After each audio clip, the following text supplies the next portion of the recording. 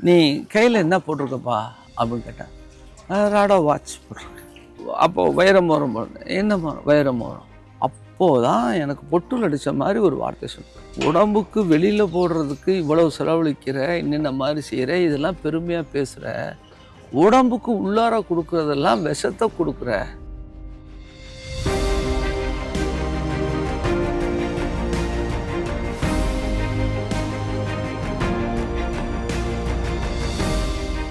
எங்களுக்கு நெடுங்குளம்னு ஏர்போர்ட் பக்கத்தில் அங்கேயும் ஒரு 100 ஏக்கர். இது வந்து மலை சார்ந்த இடம். அதாவது காற்று அற்புதமாக வரும், அப்படி ஒரு இடம். அது வந்து பிளைன் இடம்.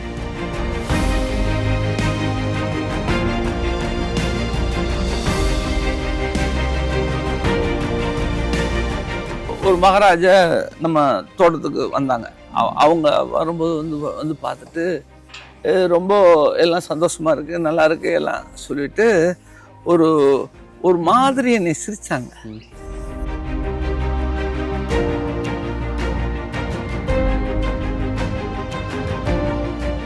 இதுதான் ஒரிஜினல் மாடு. எப்படி இந்த மாட்டுக்கு வந்து இந்த திமில் இருக்கணும், கொம்பு இருக்கணும், நல்ல நெத்தி இருக்கணும், இதுதான் மாடு. நீங்கள் வச்சிருக்கிறதெல்லாம் அனிமல்.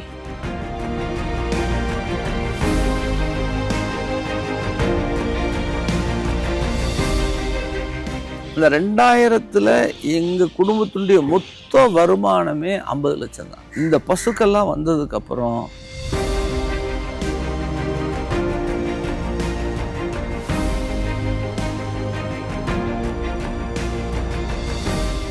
எனக்கு இப்போதைக்கு அப்ராக்சிமேட்டாக மாதம் டெய்லி 300 லிட்டர் பால் வருது.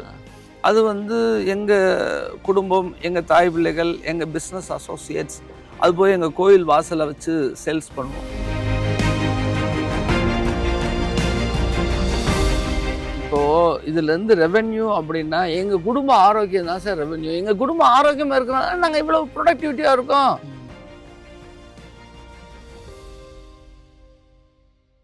பசுமை விகடன் நேயர்களுக்கு வணக்கம். இப்போ நம்ம மதுரை மாவட்டம் வைகாசிப்பட்டி அப்படிங்கிற ஒரு வில்லேஜில் தான் இருக்கும். மலையடி வாரத்தில் கிட்டத்தட்ட 200க்கும் மேற்பட்ட ஏக்கரில் இங்கே இயற்கை விவசாயம் செய்கிறாங்க. அதிலும் குறிப்பாக 1000 மாடுகளை இந்த கோசாலையில் வளர்த்துட்டு இருக்காங்க. இங்கே யாருப்பா இதெல்லாம் பண்ணிட்டு இருக்கா, இவ்வளோ பெரிய விஷயங்கள் பண்ணுறா அப்படிங்கிறது தான் அவங்களுடைய கேள்வியாக இருக்கும். உங்கள் எல்லாருக்குமே தங்கமயில் ஜுவல்லரி தெரியும். தங்க விற்பனையில் தனக்குன்னு ஒரு பெஞ்ச் மார்க் கிரியேட் பண்ணியிருக்காங்க. அவங்க தான் இதை வெளில தெரியாமல் இப்படி ஒரு விஷயத்த பண்ணிட்டு இருக்காங்க. இயற்கை விவசாயத்தில் அவங்களுக்கு மிகுந்த ஈடுபாடு இருக்குது. அவங்க இங்கே என்னென்னலாம் பண்ணுறாங்க, இந்த குறிப்பாக இந்த கோசாலையை எப்படி பராமரிக்கிறாங்க, இங்கே 1000 மாடுகளை எப்படி வளர்க்குறாங்க, இப்படி பல்வேறு விஷயங்களை இந்த வீடியோவில் கேட்டு தெரிஞ்சுக்க போகிறோம். வாங்க வீடியோக்குள்ள.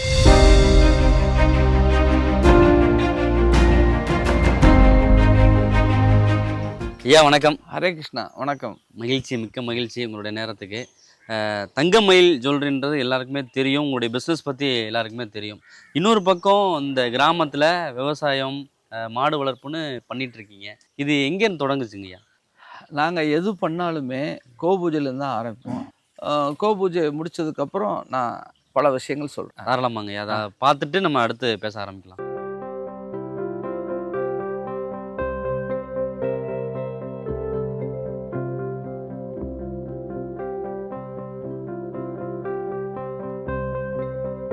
ஐயா, சிறப்பான ஒரு கோபூஜை முடித்தோம். தினம்தோறும் இப்படி தான் உங்களுடைய வாழ்க்கை ஆரம்பிக்கும். ஆமாம், காலை ஆரம்பிக்கும். இப்போ பண்ணையை பற்றி பார்க்கலாங்க ஐயா. எப்படி ஆரம்பிச்சது? ஒரு பக்கம் தங்க பிஸ்னஸில் பரபரப்பாக போயிட்டுருக்கீங்க, இன்னொரு பக்கம் இயற்கை விவசாயம், மாடு வளர்ப்புன்னு இதை நம்ப முடியாத ஒரு விஷயமா இருக்குது. எங்களுக்கு விவசாய பூர்வீகம்லாம் கிடையாது. எங்கள் பெரியவர் வந்து சொல்லிகிட்டே இருப்பார், விவசாயம் பண்ணணும். நான் அப்போ ஆரம்ப காலகட்டத்தில் இதெல்லாம் தேவையில்லைப்பா, நம்ம பொழப்ப பார்ப்போம், விவசாயத்தில் போய் யாரும் ஜெயிச்ச மாதிரி இல்லை அப்படி இப்படின்னு அண்ணன் மூத்தவர். நான் முட்டுக்கட்டையாகவே இருந்தேன். தவறுதலான புரிதலோட அதை முட்டுக்கட்டையாகவே அவர் ரொம்ப முயற்சி பண்ணிட்டே இருந்தார். அப்போது ஒரு நாள் என்கிட்ட அவர் கேட்டார், நீ கையில் என்ன போட்டிருக்கப்பா அப்படின்னு கேட்டார். ராடா வாட்ச் போட்டிருக்கேன். அப்போது வைரமோரம் போடுறேன். என்னம்மா வைரமோரம்? அது என்ன வைரம்? இப்படி செயின்.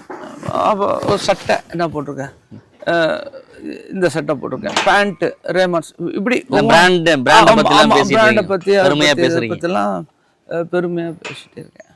அப்போதான் எனக்கு பொட்டுல் அடித்த மாதிரி ஒரு வார்த்தை சொன்னேன். உடம்புக்கு வெளியில் போடுறதுக்கு இவ்வளவு செலவழிக்கிற, என்னென்ன மாதிரி செய்கிற, இதெல்லாம் பெருமையாக பேசுகிற, உடம்புக்கு உள்ளார கொடுக்குறதெல்லாம் விஷத்தை கொடுக்குற, இது உனக்கு புரியுதா இல்லையான்னு தெரியல.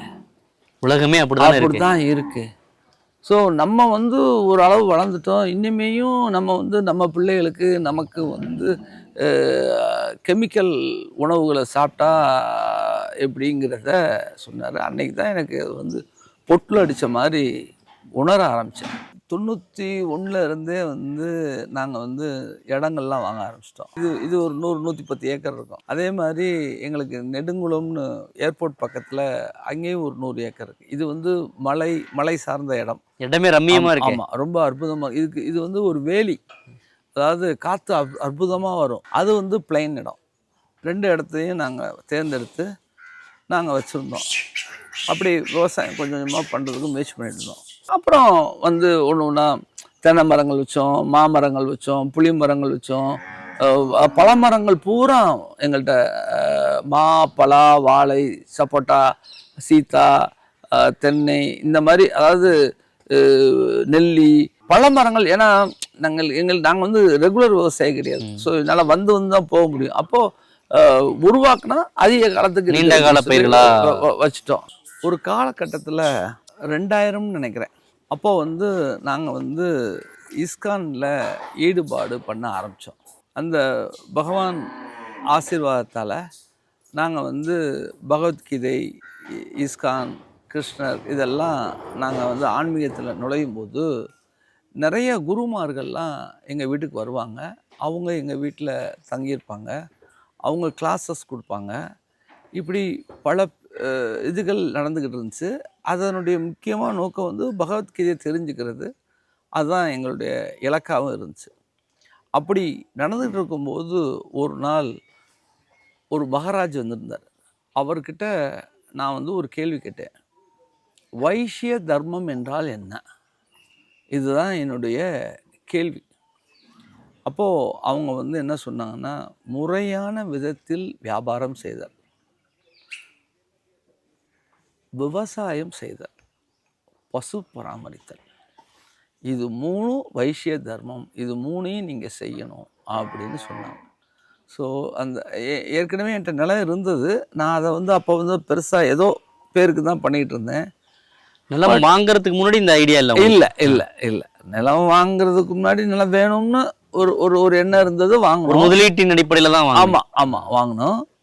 பட் அப்புறமேலு அதுக்கு உண்டான ஆளுகள்லாம் கூப்பிட்டு 2000 இருந்து இதுக்கு முதல்ல பசுமாட்டுக்கு தேவையான அகத்தி, முருங்கை, கிளரிசிடியா, இந்த மாதிரி பசுமாட்டுக்கு உண்டானதெல்லாம் நாங்கள் வைக்க ஆரம்பித்தோம். 2004 5 ஒரு நாள் இங்கே பக்கத்தில் முடுவார்பட்டின்னு ஒரு கிராமம், அங்கே போய் நான் முதல்ல 2 பசுமாடு வாங்கிட்டு வந்தேன். அது ஹெச்எஃப் ஜெர்சி. எனக்கு அதை பற்றி தெரியாது. பசுமாடுனா அதான் மாடுன்னு வாங்கிட்டு வந்துட்டேன். நிறைய பால் கொடுக்கும். ஆமாம் அப்படின்னு வாங்கிட்டு வந்துட்டேன். அப்பயும் நாட்டு மாடும் கொஞ்சம் கொஞ்சம் இருந்துச்சு. பட் ஒரு ஸ்டேஜில் என்ன ஆயிடுச்சுன்னு சொன்னால், இந்த ஹெச்எஃப் ஜெர்சி மட்டுமே 700 மாடு வந்துருச்சு. அதே மாதிரி அப்போது மறுபடியும் ஒரு மகாராஜா நம்ம தோட்டத்துக்கு வந்தாங்க. அவங்க வரும்போது பார்த்துட்டு ஒரு மாதிரி என்னை சிரித்தாங்க. அதனுடைய உள்ள அர்த்தம் எனக்கு புரியலை. உடனே நான் கேட்டேன், என்ன சாமி, என்ன நீங்கள் ஏதோ மனசில் நினைக்கிறீங்க, சொல்ல மாட்டேங்கிறீங்க அப்படின்னு நான் கேட்டேன். அப்போது அவங்க சொன்னாங்க, அந்த அர்த்தத்தை நீங்கள் சரியாக புரிஞ்சுக்கல, பசு பராமரித்தல் தான் நான் சொல்லியிருக்கேன் என்ன அப்படியா, சரி. அப்போ என்கிட்ட காங்கேயம் நிறைய இருந்துச்சு. கிரு ஒரு 5-10 இருந்துச்சு. இதுதான் ஒரிஜினல் மாடு. எப்படி இந்த மாடுக்கு இந்த திமில் இருக்கணும், கொம்பு இருக்கணும், நல்ல நெத்தி இருக்கணும், இதுதான் மாடு. நீங்கள் வச்சிருக்கிறதெல்லாம் அனிமல் அப்படின்னு சொல்லிட்டாங்க. அப்படியா, சரி, எனக்கு தெரியலையே அப்படின்னு சொல்லிட்டு அதுக்கப்புறம் அந்த 700 பசுமாடையும் மக்களுக்கு கிஃப்ட் கொடுத்துட்டோம். 700 மாடலும் கிஃப்டாக கொடுத்தாச்சு.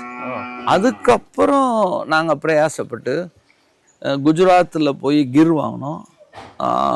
ஹரியானாவில் போய் சாகிவால் வாங்கினோம், உத்தரப்பிரதேசில் போய் தார்பார்க்கர் வாங்கினோம், காங்கிரேஜ் வாங்கினோம், ஆந்திராவில் போய் ஓங்கோல் வாங்கினோம், தமிழ்நாட்டில் ஈரோடு காங்கேயம் பக்கம் போய் காங்கேயம் வாங்கினோம்.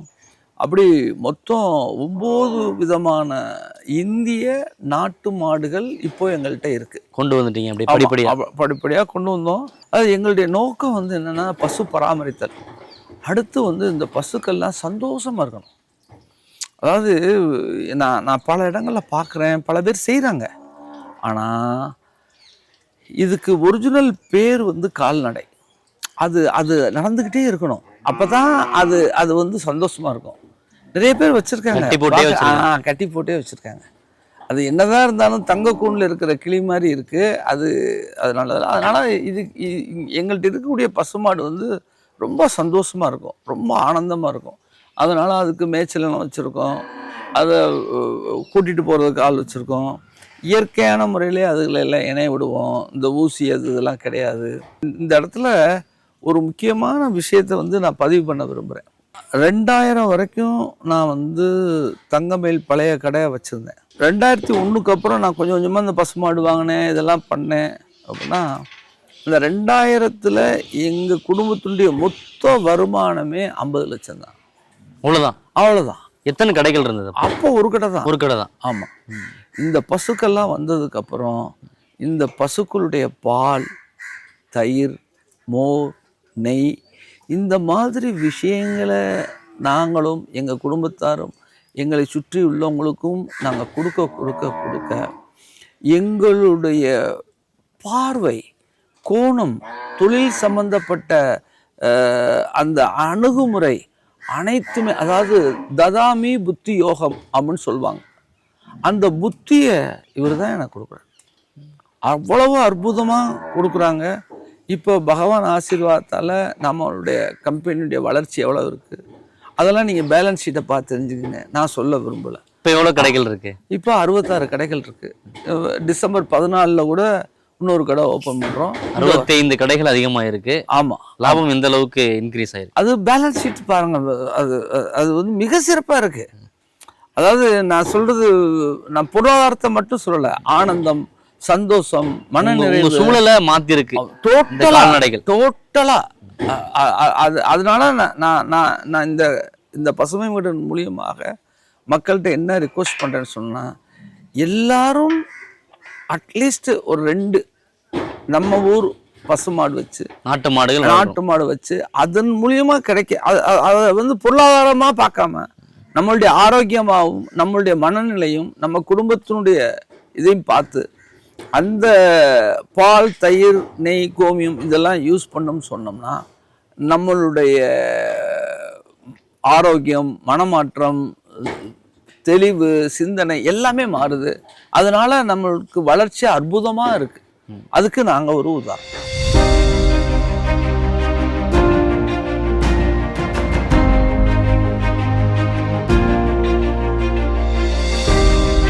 அடுத்து இந்த மாடுகள் வாங்க ஆரம்பிச்சிட்டீங்க இல்லையா? படிப்படியா வாங்க ஆரம்பிச்சு அது லார்ஜ் ஸ்கேல்ல போகும்போது ஒரு 700 மாடு கொடுத்தீங்க. அடுத்து நாட்டு மாடுகள் வாங்குறீங்க. இதை வந்து மெயின்டைன் பண்றது பெரிய ப்ராசஸ். எப்படி இதை மெயின்டைன் பண்ற? எவ்வளவு பேர் இருக்காங்க? சிஸ்டம் வச்சிருக்கீங்களா? அப்படிலாம் ஒன்றும் ரொம்ப பெருசாக தொழில் பண்ணுற மாதிரிலாம் சிஸ்டம் இல்லை. ஆனால் இங்கே வந்து ஒரு 20-30 பேர் டெடிக்கேட்டட் பீப்புள். அவங்களுக்கு இதை பற்றி தான் தெரியும். அவங்களுக்கு வாழ்வாதாரமே பசு தான். ஸோ அதனால் அவங்க வந்து எங்களுக்கு ரொம்ப உண்மையாக இருக்காங்க, ரொம்ப நிறைவாக இருக்காங்க. நாங்கள் வந்து தீவனம் எல்லாமே நாங்களே தயார் பண்ணுறோம்.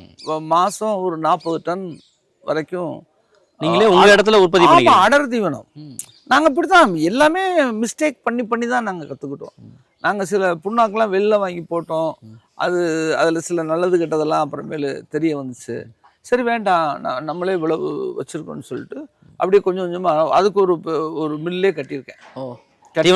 அரைக்கிறது அது பூரா கொண்டு வந்து வாங்கி வச்சு இப்போ வந்து மாதத்துக்கு 40 டன் தீவனம் உற்பத்தி பண்ணி. இதுக்கு மட்டும் போதுமானதா இருக்கா இல்லை வெளியிலையும் கொடுக்குறீங்களா? அதெல்லாம் நாங்கள் பசு பராமரிக்கிறோம். நாங்கள் வியாபாரம் பண்ணல. நாங்கள் வந்து இதில் இருந்து எனக்கு இப்போதைக்கு அப்ராக்சிமேட்டாக மாதம் டெய்லி 300 லிட்டர் பால் வருது. அது வந்து எங்கள் குடும்பம், எங்கள் தாய் பிள்ளைகள், எங்கள் பிஸ்னஸ் அசோசியேட்ஸ், அது போய் எங்கள் கோயில் வாசலை வச்சு சேல்ஸ் பண்ணுவோம். அதெல்லாம் போக டெய்லியே ஒரு 165 லிட்டருக்கு மேலே பால் மிஞ்சுது. ஸோ அதை வச்சு நாங்கள் வந்து நெய் தயார் பண்ணுறோம். அப்புறம் அதில் வரக்கூடிய மோர் வந்து எங்கள் கடை வாசலை வச்சு பசும் மோர் மக்களுக்கு ஃப்ரீயாக கொடுத்துருவோம். அந்த ஏன்னா இப்போ இன்றைக்கி நெய் அப்படின்னு சொன்னாலே மார்க்கெட்டில் அது நெய்யா என்னன்னு எனக்கு தெரியலை. ஏன்னா இப்போ வந்து மார்க்கெட்டில் வந்து க்ரீம் பண்ணி க்ரீம்லேருந்து நெய் எடுக்கிறாங்க. பட் நாங்கள் வந்து ஃபெர்மெண்டேஷன் பண்ணுவோம், பாலை காய இப்போ பழைய முறையில் பண்ணுவோம். இப்போ அந்த முறையே இல்லை அதனால் எங்கள் நெய் வந்து ரொம்ப அற்புதமாக இருக்கும். எங்கள் நெய் வந்து ஒரு உதாரணத்துக்கு சொல்லப்போனால் ஒரு 10 கிராம் நெய் எடுத்து நீங்கள் விளக்கு ஏற்றுனீங்கன்னா அந்த இடத்துல வந்து 1 டன் ஆக்சிஜன் கிடைக்கும். அவ்வளவு பெரிய பாக்கியமானது. அது இன்னும் நெய் வந்து ரொம்ப நல்லாயிருக்கும். நாட்டு மாட்டு நெய். குழந்தைகளுக்கு நெய்யும் தேனும் டெய்லி கொடுப்போம். குட்டி குட்டி பிள்ளை இருக்காங்க, பேரன் பேத்தி, நம்ம தாய் பிள்ளைகளுக்கு எல்லாமே வந்து ஒரு நாளைக்கு 2 ஸ்பூன் நெய் உணவில் சேர்க்க சொல்லுவேன். 2 ஸ்பூன் தேனும் நெய். ஆமாம். வேலை மாற்றி இந்த நெய்யெல்லாம் சேல்ஸும் பண்ணுறீங்களா இல்லை எப்படி? அது சேல்ஸும் பண்ணுறோம். நிறைய கோயிலேருந்து வந்து தேடி வந்து வாங்கிட்டு போகிறாங்க. ஓகே. ஏன்னா அவங்களுக்கு யாகம் பண்ணும்போது தேவைப்படுது. ஆமாம், அதுக்காக வந்து சுத்தமான நெய் கிடைக்கிறது இல்லை அப்படிங்கிறதுனால தேடி வந்து வாங்குறாங்க. நிறையா அதை பற்றி தெரிஞ்சவங்களும் நிறையா வந்து வாங்கிக்கிறாங்க.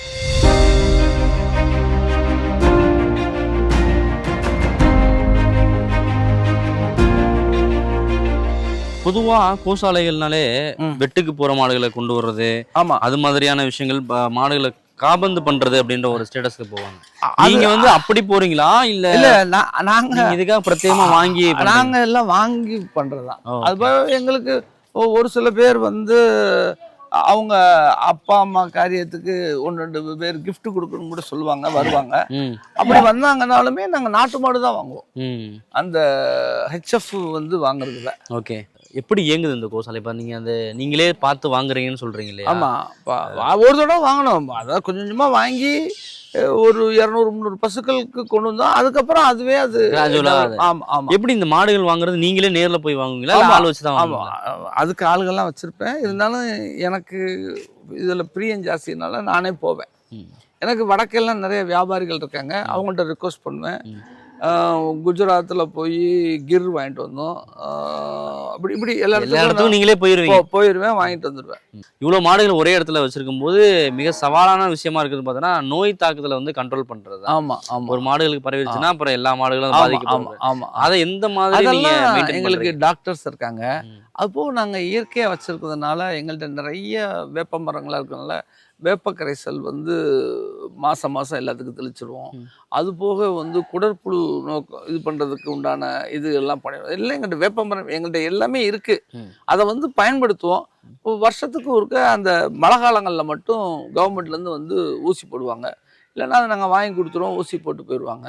ஸோ இது வரைக்கும் எங்களுக்கு வந்து பெருத்த சேதம் இது வரைக்கும். ஒரு சில நேரங்களில் அம்மா போட்டிருக்கு, அது ஒரு அதுவும் பரவி இருக்கு. அது ஒரு 10-20 மாடு, அதுக்கு தனி செட்டு வச்சுருக்கோம்.